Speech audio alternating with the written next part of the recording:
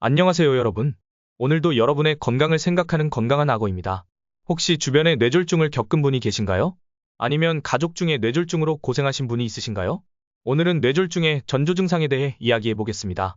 제 주변 지인 중에도 뇌졸중을 겪은 분이 계신데요. 그분이 말씀하시길 세상이 빙글빙글 돌더니 그냥 어지러워서 그런가 보다 하고 넘겼었다고 합니다. 하지만 몇 달 후 갑자기 마비가 와서 말이 어눌해져 병원에 갔더니 뇌경색 판단을 받았다고 합니다.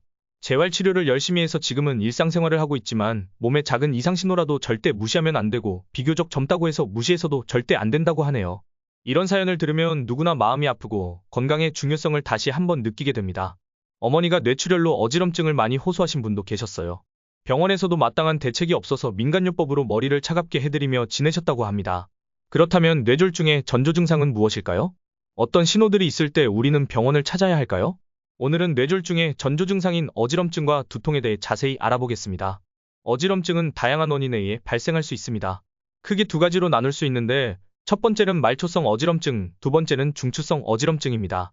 말초성 어지럼증은 주로 귀의 이상으로 인해 발생합니다. 귀 안의 전정기관에 이상이 생기면 어지럼증이 나타날 수 있습니다.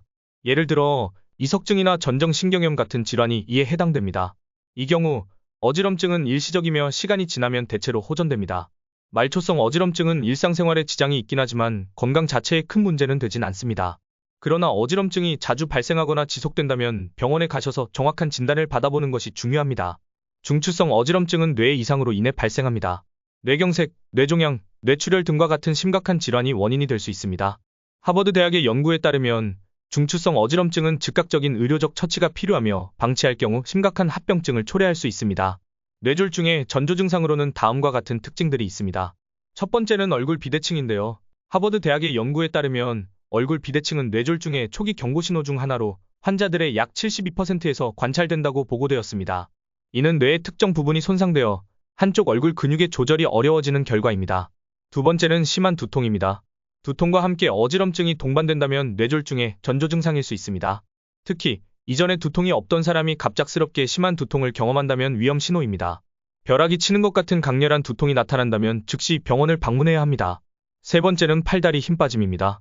팔을 앞으로 나란히 했을 때 한쪽 팔이 떨어지거나 다리에 힘이 빠지는 증상은 뇌의 특정 부위에 문제가 발생했음을 나타낼 수 있습니다. 팔다리의 힘이 갑자기 약해지거나 움직임이 부자연스러워진다면 주의해야 합니다. 네 번째는 팔이나 다리를 만졌을 때 한쪽만 감각이 둔해지는 경우입니다. 예를 들어 한쪽 팔을 만졌을 때 감각이 무디게 느껴지거나 아예 감각이 없는 것처럼 느껴진다면 이는 뇌졸중의 전조 증상일 수 있습니다. 감각 이상은 얼굴에서도 나타날 수 있으니 참고하시길 바랍니다. 다섯 번째는 복시인데요. 복시란 한 개의 물체가 두 개로 보이거나 그림자가 생겨 이중으로 보이는 현상을 의미합니다. 옥스퍼드 대학의 연구에서는 복시가 뇌 문제로 인한 증상일 수 있다고 보고되었습니다.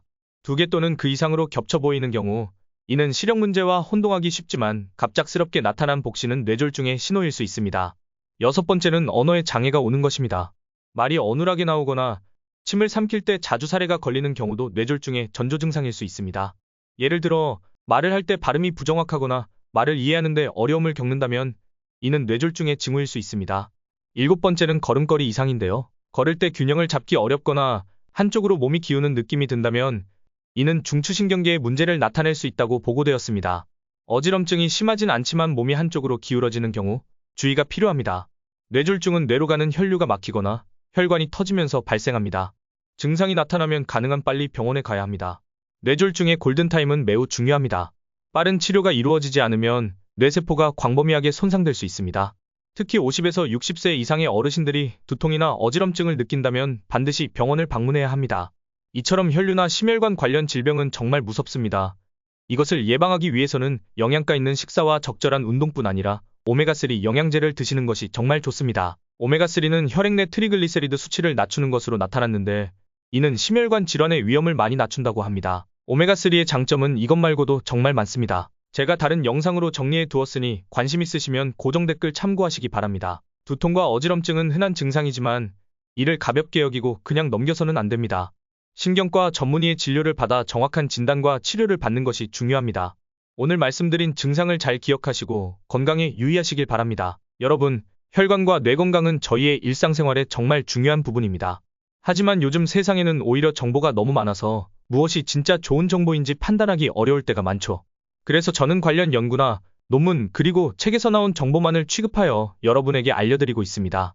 건강에 관심이 많은 여러분이 올바른 선택을 할 수 있도록 저희 채널은 항상 여러분 곁에 있을 겁니다. 여러분의 건강한 삶을 위해 오늘도 저와 함께 해주셔서 정말 감사합니다. 다음 영상에서 더 유용한 정보로 찾아뵙겠습니다. 건강을 위해 오늘도 행복한 하루 보내세요.